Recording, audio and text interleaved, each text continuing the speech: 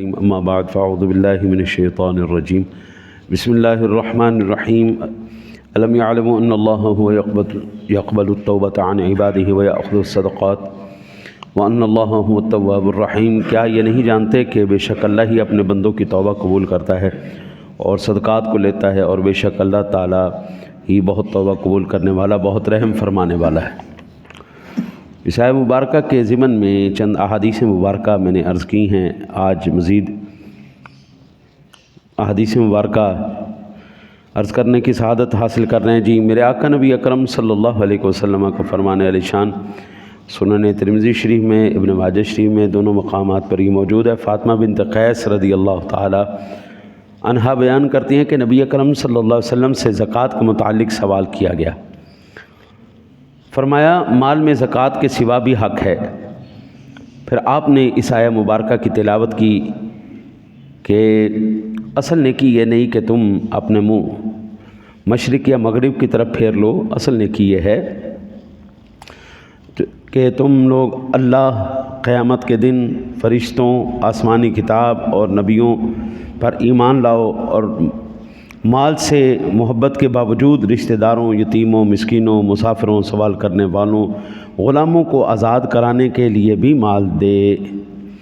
اللہ تعالیٰ توفیق دینے جی، جو بھی جتنی بھی توفیق عطا فرمائی ہے۔ میں نے بڑا عرصہ پہلے میں اپنے شیخ سے میں نے بات سنی تھی، اور چونکہ وہ شیخ الحدیث تھے اس لیے مجھے ان کے اوپر مکمل اعتماد ہے۔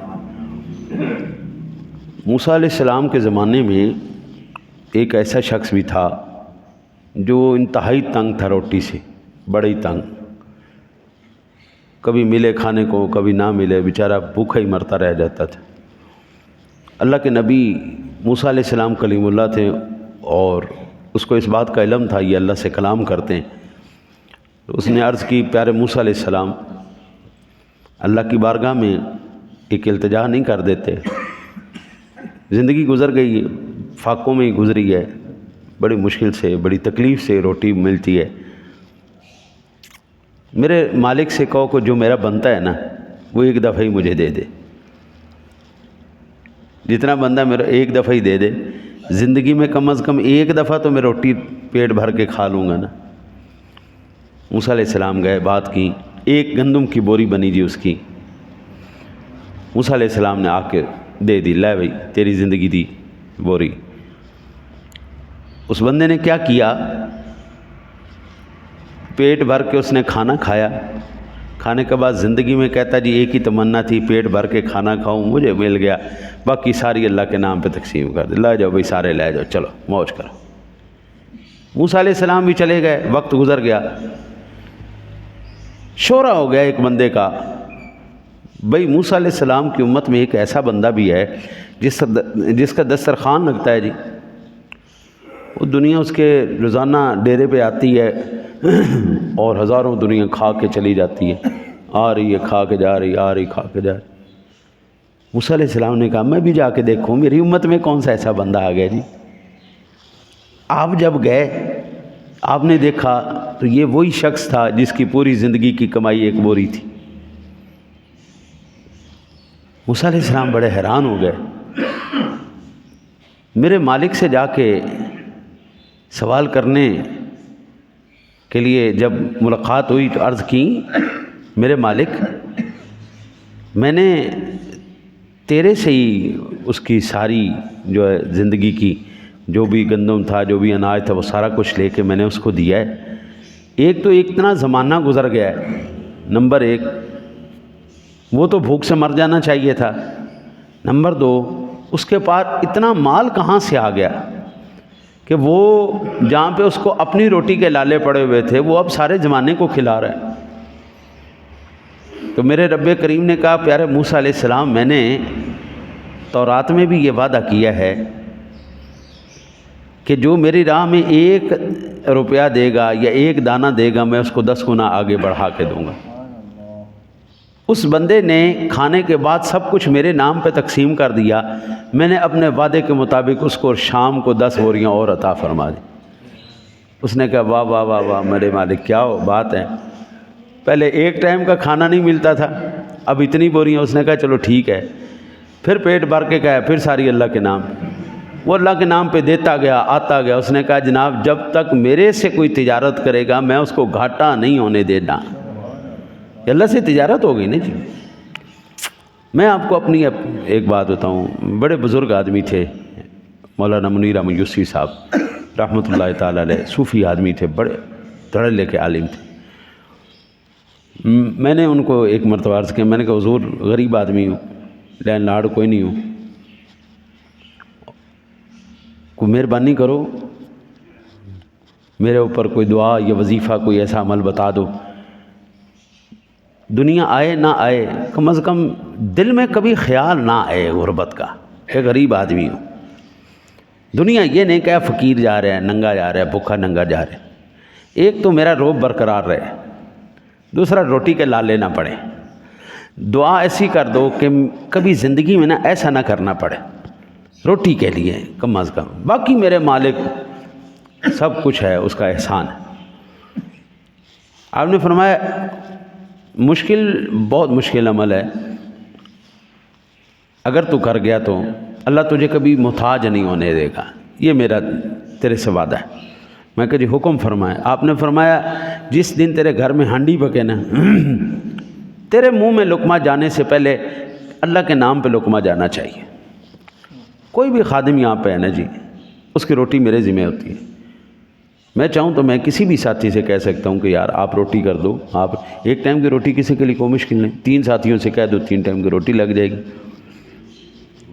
میں یہ کسی کو الحمدللہ ثم اللہ، آج تک میرے رب نے 6 سال گزر گئے، آپ لوگ سارے سیانے بندے بیٹھے ہو یار، آج تک میں اپنی ذاتی جو ہے وہ کبھی اپنی کسی کے پاس نہیں لے کے گیا نا.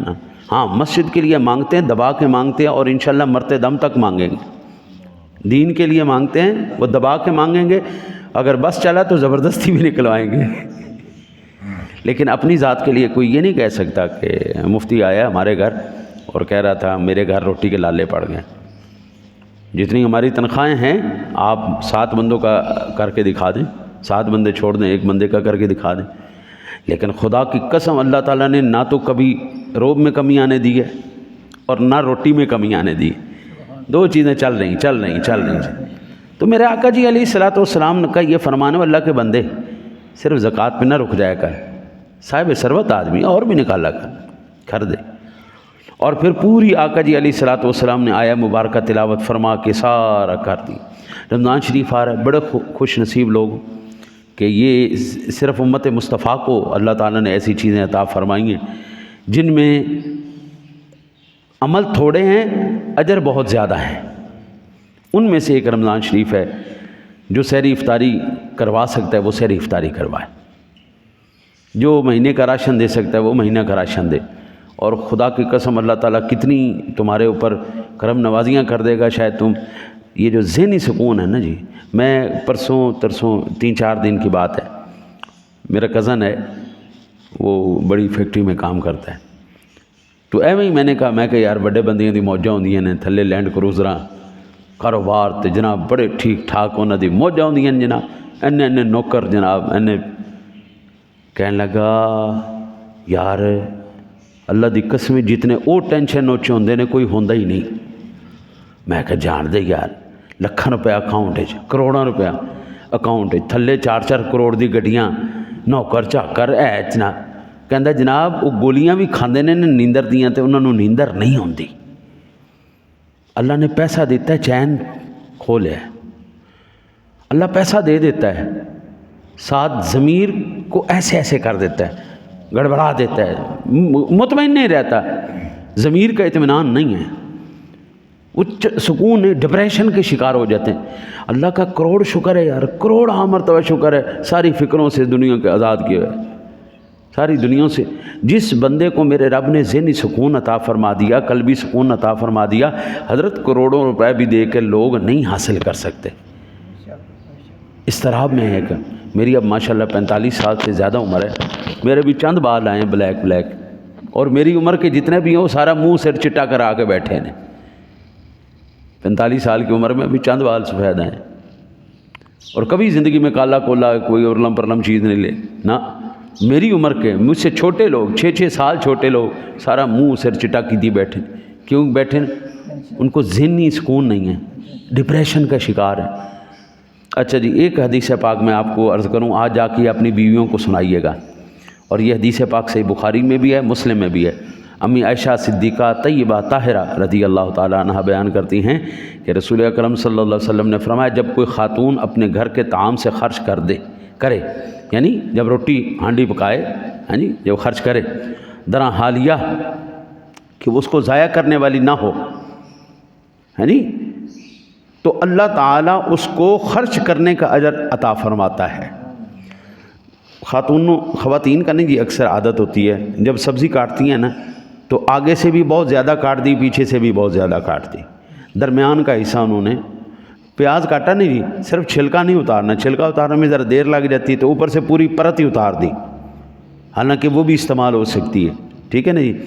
ایک تو یہ آ گئی فضول خرچی میں، روٹی پکائیں گے نا جی تو اتنی زور زور سے ایسے ایسے چھانٹے ماریں گی کہ وہ سارا آٹا باہر ضائع ہو جائے گا۔ یہ آ جاتی فضول خرچی میں، یہ آ جاتی نحوست کے اندر۔ اب وہ خاتون جو روٹی پکاتے وقت، آٹا گوندتے وقت، یہ سبزیاں کاٹتے وقت وہ جتنی بچت کرے گی، جتنی کفایت شعری سے کام کرے گی، ہاں جی، میرے آقا جی علیہ الصلوۃ والسلام نے فرمایا اللہ تعالیٰ اس عورت کو اتنا ہی صدقہ کرنے کا اجر عطا فرمائے گا۔ یہ اس نے ایک تو بچ گیا، کفایت شعری ہو گئی، فضول خرچی نہیں ہوئی۔ دوسرا، اس کو جتنا اس نے بچایا ہے اتنا اس کو صدقے کا اجر مل رہا ہے جی، خرچ کر دیا اللہ کے نام پہ۔ اور پھر فرمایا اس کے خامند کو اپنے کمانے کا اجر ملتا ہے۔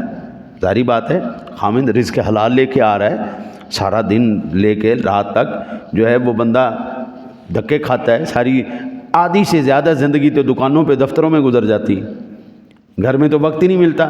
شام کو آئے، باپ بھی تھکا ہوتا ہے، بچے بھی تھکے ہوتے ہیں، بس تھوڑا بہت کوئی میل ملاپ ہوا تو چلو سو گئے۔ آقا جی نے فرمایا وہ جو طعام کھانا خامند اپنے کمانے کا جو رزق حلال لے کے آتا ہے اس کو تو اجر ملتا ہی ملتا ہے، خازن کو بھی اتنا ہی اجر ملتا ہے۔ بیوی کی، گھر کی جو ہے وزیر خزانہ کون ہے؟ خاتون ہے جی، تو اس کو بھی اللہ تعالیٰ اتنا ہی اجر عطا فرماتا ہے کہ اس نے ضائع نہیں کیا۔ کمانے کا مرد کو ملا اور بچانے کا عورت کو ملا۔ پھر میرے آقا جی علیہ الصلوۃ والسلام نے فرمایا یاد رکھو کسی کا اجر دوسرے کے اجر میں کمی نہیں کرتا۔ اگر مرد 100 روپیہ کما کے آیا ہے رزق حلال کا، اس خاتون نے اس 100 روپے کو بڑے مناسب اور کفایت شعاری کے ساتھ استعمال کیا ہے، ضائع نہیں کیا، اللہ تعالیٰ اس عورت کو بھی 100 روپے کا ثواب عطا فرما رہا ہے۔ وہ گھر میں بیٹھی مزے لے جا رہی ہے، آپ محنت کر کے رزق حلال لا رہے ہیں اور وہ گھر میں بیٹھی ہوئی خاتون۔ اب یہاں سے یہ بخاری شریف میں بھی، مسلم شریف میں بھی حدیث پاک ہے۔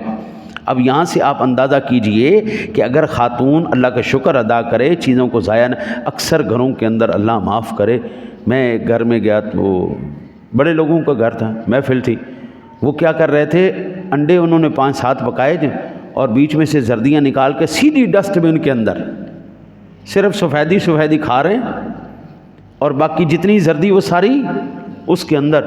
میرا ایک دم دل کانپ گیا، میں کہا اللہ کے بندے یہ کیا ظلم کر رہے ہو، یہ کیا کہنے لگے کہ جی یہ جو ہے نا یہ صحت کے لیے اچھی نہیں ہے۔ میں نے کہا بڑی بات ہے، میرے رب نے جب انڈا بنایا تھا اس کو تو نہیں پتہ چلا کہ بیچ میں زردی جو ہے وہ فائدہ مند نہیں ہے، صرف سفیدی فائدہ مند ہے۔ میرے رب نے تو پورا انڈا بنایا ہے جی، دونوں چیزیں جب مکس کر کے جو توازن برقرار رہ سکتا تھا، میرے رب نے تو اس توازن کو برقرار رکھ کے تجھے ایک نعمت عطا فرمائی ہے، اور تو اس کی قدرت پر سوال اٹھا رہا ہے کہ جی یہ فائدہ مند ہے اور یہ فائدہ مند نہیں۔ وہ اللہ کے بندے، تو نے نہیں کھانی نہ کھائے، کسی کو دے دے، تیرے گھر میں جو کام کرنے والی آتی اس کو اٹھا کے دے، ان کے لیے کتنی بڑی نعمت ہے۔ ہاں جی، کھانا کھانے کے بعد جو بچ گیا وہ دینا نہیں ہے کسی کو، یا اتنا ہی نہیں استعمال کرنا کہ جتنا وہ استعمال کر لے، باقی سیدھا ڈسٹ بن کے اندر۔ اکثر چیزیں پڑی الی لگ جاتی ہیں جی، خراب ہو جاتی ہیں۔ وہ اللہ کے بندے، یہ بخاری مسلم کی حدیث ہمیں بتا رہی ہے کہ اگر تم ان چیزوں کا خیال رکھو گے، مرد کو بھی اتنا ہی اجر ملے گا، عورت کو بھی اتنا ہی اجر ملے گا، اور جتنی کفایت شعاری عورت کرے گی اللہ اس کو اتنا صدقے کا ثواب عطا فرمائے گا۔ یعنی ایک ایک قدم پر اسلام نے رہنمائی کی. یہ حدیث پاک جب میں نے پڑھی میں خود بڑا حیران ہو گیا. میں کہ سبحان اللہ سبحان اللہ, سرکار دو جہاں صلی اللہ علیہ وسلم نے ہماری گھر میں بیٹھی خواتین کے لیے بھی کتنے اجر کے دروازے کھول دیے. ہاں جی, ان کے لیے کتنے. اب وہ خاتون صرف تھوڑی سی کفایت شعاری کر رہی ہے, ہاں جی, اور اس کو اس کفایت شعاری کا بھی اللہ اجر دے رہا ہے. مرد کو بھی اجر دے رہا ہے, عورت کو بھی اجر دے رہا ہے. اللہ تعالیٰ سے دعا کرتے ہیں اللہ تعالیٰ اپنے حبیب کریم علیہ الصلوۃ والتسلیم کا صدقہ ہمیں قرآن و حدیث پر عمل کرنے کی توفیق عطا فرمائے. اللہم صلی